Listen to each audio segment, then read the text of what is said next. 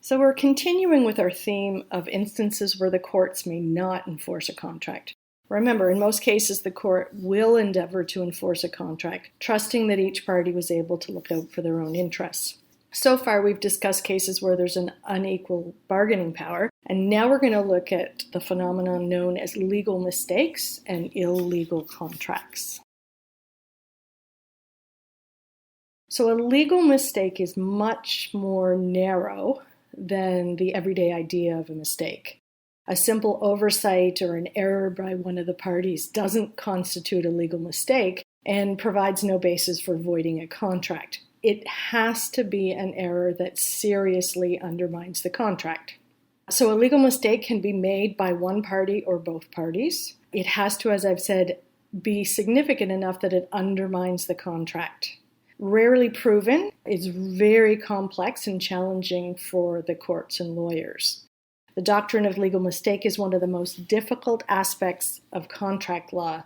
When proven, the court can set the contract aside as a remedy, but again, it's very difficult to prove.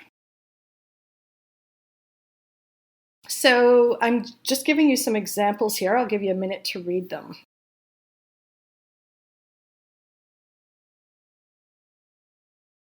So as you've read, in example 1, Sue intends to make an offer to sell her house for $655,000, but in error, she sends Chin a written offer for $650,000.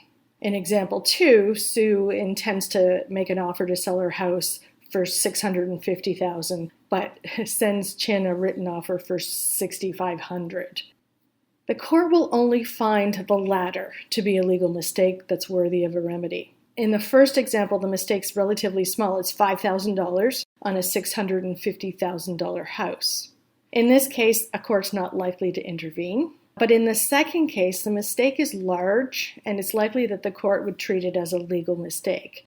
It should be obvious to Chin that a mistake has occurred, and the court will not allow him to snap up this unbelievable offer. So Chin should know when he receives the offer for $6,500 that that's a mistake.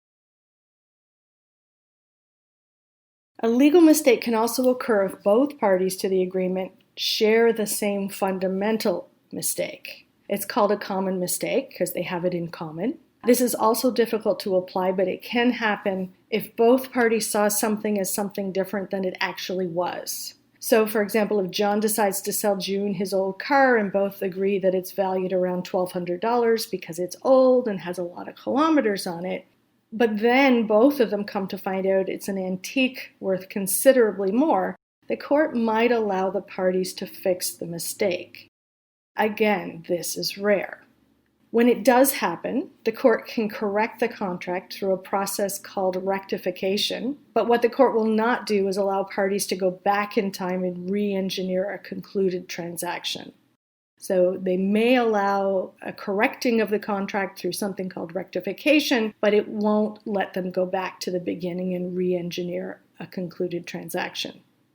Making claims like "I never meant to sign that," which is considered a signed document issue, rarely succeeds. So the signer is responsible for understanding what is being signed, and we've talked about that earlier.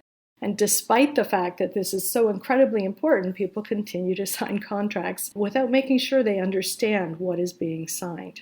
Now, there are circumstances, say if the person is maybe illiterate or not educated, the court may decide to enforce the contract. Next, we're going to look at a case where a mistake has been made. So the case is R versus Ron Engineering and Construction Limited. Whenever you see R, it stands for Regina, which basically means the Queen. So it's the Crown, in this case, who is in a conflict with Ron Engineering Construction. So there was a tendering process. The government wanted some work done, and they initiated a tendering process. Ron Engineering submitted a tender on a project for the price of $2,748,000, along with a certified deposit check for $150,000, as the tendering rules required. The tendering rules also said that tenders could be withdrawn up to the official closing time, not after. The rules also said that the deposit would be forfeited by the successful contractor if they refused to proceed with the project. So if Ron Engineering were successful and then they decided not to proceed, they would lose the $150,000 deposit. Tenders closed at 3 p.m. on the day in question. Soon thereafter, Ron Engineering realized that it had made a miscalculation. It had actually submitted a bid that was $750,000 less than it had intended to submit. This was reported to the owner within 72 minutes of closing, and yet the Crown insisted that Ron Engineering proceed with the project or forfeit their $150,000 deposit. So, Ron Engineering submit a bid for $2,748,000. They also submitted a $150,000 deposit. The tenders closed at 3. 72 minutes later, they realized that they had made a $750,000 error. And even though they reported it right away, they were told they had to proceed with the project or forfeit the deposit. So the legal question here was, does the law of mistake provide Ron Engineering with a route of escape? Or is the company obligated to either perform the contract for that amount of money or forfeit its deposit? Is it too late, because it was after the closing time, for Ron Engineering to withdraw its tender? So the court said it is too late. They said that Ron Engineering must perform or forfeit its deposit. In this case, that they said $750,000 error was not something that the other party should have seen as, oh, I think this bid is really low, they must have made a mistake. So the legal rule or lesson resulting from the case is that tenderers in positions similar to Ron Engineering are legally obligated. The error is not so large as to suggest to the other party that there had been a miscalculation. There is no doubt that the Supreme Court interpreted the law of mistake in a really harsh way here, but its overriding concern was to protect the integrity of the tendering process. If a tenderer could simply cry mistake when it's made a miscalculation in its tender, owners would be in a very untenable, uncertain situation. The Supreme Court of Canada's approach places the risk of miscalculation squarely on the shoulders of the tenderer, in this case, Ron Engineering. Unless the error made is extreme and palpable, Contract A comes into existence, thereby providing the owner with a firm foundation for choosing the party with which to enter Contract B. We've talked about this before, about how in a tendering process there is actually 2 contracts. The other view would be to argue the unfairness of the government securing a $150,000 deposit at the expense of the tenderer, when at the time it hadn't even purported to choose Ron Engineering for Contract B and had been told about the error within 72 minutes of closing. Any common law rule that permits this tremendously unpalatable outcome could be considered too harsh. Now we're going to take a look at illegal contracts. So these are contracts that can't be enforced because they're contrary to either legislation or public policy. So a contract is illegal if it is contrary to a specific statute and or it violates public policy. These contracts are simply void. If the court can do so, it will sever the part of the contract that's illegal or violates public policy, but it will not redraft the contract. So we're going to look at each of these 2 circumstances now. So as I've already stated, a contract is illegal by statute if it violates legislation. And I'll give you a few examples of this. The criminal code, for example, limits the rate of interest on a loan. It cannot exceed 60% per year. So a contract that stipulates interest higher than this is simply void. This is done, and it's protected by legislation to prevent loan sharking or other shady or illegal lending practices. Another example would be the Competition Act. And so the Competition Act invalidates some sales practices to allow competition. Businesses must ensure that the statutory and regulatory obligations related to their business and their contracts are met. The other way that contracts are considered illegal is if they violate public policy. It's not as clear-cut as contracts that violate statute, but these do exist. Public policy refers to the community's common sense and common conscience. So at common law, contracts are contrary to public policy when they injure the public interest. You can see this is where the law gets really interesting, because who's to determine public interest or a common conscience? Here's an example. An employer tries to restrict an employee from joining the competition. So they include a clause in the employment contract to this effect. It's called a restrictive covenant, and in this case, it's a non-competition agreement. If this is drafted too broadly and deemed unnecessary by the courts, then it is unenforceable. So let's say that I had some salespeople and I'm hiring a new salesperson, and in their contract, I include a clause that says when you leave this organization, whether it is because you choose to leave or you're fired or laid off, you are not allowed to go work for a similar company within 500 kilometers for 3 years. Now, the court would see that as probably overly restrictive. It could be argued that 500 kilometers is far too big a territory, depending on the nature of the industry. And they could argue that 3 years is far too long. So if they're drafted too broadly, as in the example that I just gave you, it could be deemed unreasonable by the courts, and then they're unenforceable. Other examples of this type of clause are non-solicitation clauses and non-competition clauses. So a non-solicitation clause is a clause forbidding contact with the business's customers. So if you leave the organization, you can't then solicit that business's customers. A non-competition clause is a clause forbidding competition. This is significantly more intrusive. So, for example, let's say you decide to buy a spa. You could, in that contract, include a non-competition clause that says, now that I have bought this spa from you, I don't want you to open another spa within a certain area, within a certain market. So clauses like these can be considered contrary to public policy because they don't allow for fair competition.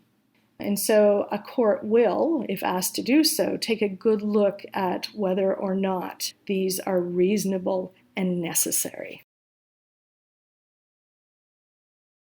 Contracts don't usually have to be in writing to be enforceable. We've talked about that. Oral contract parties would need to prove the contract in other ways, such as witnesses, because clearly they don't have something in writing. However, some contracts have to be in writing or they're unenforceable. For example, the statute of frauds requires that certain contracts be in writing to be enforceable, and they do this to prevent fraud and perjury. 4 of the categories most relevant to business include the 4 that I'm going to talk about now. So the first is contracts of guarantee. We've talked about these before. You may know them as co-sign agreements. They're basically a promise to pay the debt of someone else if they default. Generally, these must be in writing. The requirements do vary by province. And for example, Alberta requires additional formalities such as a lawyer's certificate. The second type of contract that must be in writing are contracts that are not to be performed within a year. So you are signing a contract, but actual performance happens after a year has passed. The rationale here is that it's difficult to prove promises that are in the distant past. The 1-year limit, however, is rather arbitrary and could sometimes result in unjust decisions. So the courts have interpreted this in various ways. In fact, the requirement for putting this type of contract in writing has actually been repealed in some provinces, including Ontario, BC, Manitoba, and New Brunswick. The third would be contracts dealing with land. So whether it be a lease or a sale, it must be in writing. Generally speaking, there are some exceptions, but the norm is that leases and sale of property must be in writing. And then the last one that we'll talk about is contracts for the sale of goods. So contracts for the sale of goods above a certain amount, usually $30 or $50, must be in writing.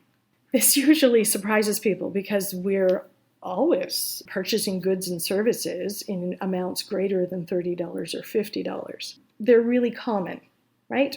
But because they're so common, there are a broad range of exceptions. So If the buyer accepts part or all of the goods or makes a partial payment, then you do not have to have them. That's why you can make everyday purchases without requiring a contract in writing. You are accepting all of the goods at the time of the contract. These contracts fall within the Provincial Sale of Goods Act, so they vary from province to province. As you can imagine, with the rise of e-commerce, has brand new challenges when it comes to electronic signatures and internet contracts. Provincial legislation in most jurisdictions provides that certain requirements must be met in order to validate an electronic signature. Ontario's Electronic Commerce Act states that, and I quote, "A legal requirement that a document be signed is satisfied by an electronic signature." It defines an electronic signature as electronic information that a person creates or adopts in order to sign a document, and that is attached to, or associated with the document, end quote. Case law in this area is still quite limited, and so cases are often decided on a case-by-case basis. Overall, they're probably no less or no more reliable than the handwritten signature. Some electronic forms of signature are more secure than traditional signatures, and I'm sure you've had some experience with those. Some would argue that electronic signatures are more prone to fraud. However, the process, if it's done properly, may actually be more secure than traditional signatures, which can also be forged. Even where a contract doesn't fall under the statute of frauds, governments may require businesses to still produce written agreements. Several provinces have passed legislation reflecting the consumer protection measures of the Internet Sales Contract Harmonization Template. You don't need to memorize that. This applies to consumer purchases of goods and services over the Internet. In most cases, sellers are required to clearly disclose certain information to the buyer before an online transaction is formed. This information includes the seller's name, their address, and a fair and accurate description of the goods and services, including all costs. So what does that mean for you? It means it's prudent for you to be aware of the regulations around electronic signatures and electronic contracts in the jurisdiction within which you're conducting business. So we know that a court is more prone to enforcing a contract, but there are risks associated with contracts that aren't enforceable in law. In order for an organization to manage the risks of contracts that aren't enforceable, there's a series of questions that should be considered before drafting or entering into a contract. These include, are the parties to the contract under any legal incapacities? Are they a minor? Are they intoxicated? Then, has one party taken unfair advantage of the other? Was there undue influence? Was somebody not providing full information and taking advantage of their power position? The third one, has one party misled the other? And so if you are entering into a contract, you would want to make sure that nobody on your end has misled the other party. Then you should look at, has a substantial mistake been made? Then is the contract contrary to legislation or somehow in violation of public policy? And then finally, is the contract required to be in writing? So you would go back and you'd say, okay, this type of contract needs to be in writing. Have I met that requirement? So there's lots of things to consider in terms of the unenforceability of a contract. So as you know by now, part of this course requires that you solve legal problems. And if I give you a legal problem either as an assignment or on a test that deals with the non-enforcement of contracts, these are the things that you should consider. First of all, what doctrine discussed in the chapter might be relevant? So we talked about different doctrines. Remember, those are legal rules. Think about what the plaintiff would need to prove to have the contract set aside. What might some of the defenses be? What are the business expectations? Then I'd also encourage you to think about the ethical repercussions. Is it ethical to avoid the agreement? And then finally, it would be important to consider the impact on business practices of not enforcing the agreement. As we've stated from the beginning, there's so much more to consider than just whether or not you're going to end up in court. There's reputation in terms of your consumer, there's reputation in terms of your suppliers, there's ethics, so feeling good about doing the right thing because it's the right thing to do. Although you won't hear a lot of discussion on that in a lot of law classes. So that's it for now. We will see you at the next lesson.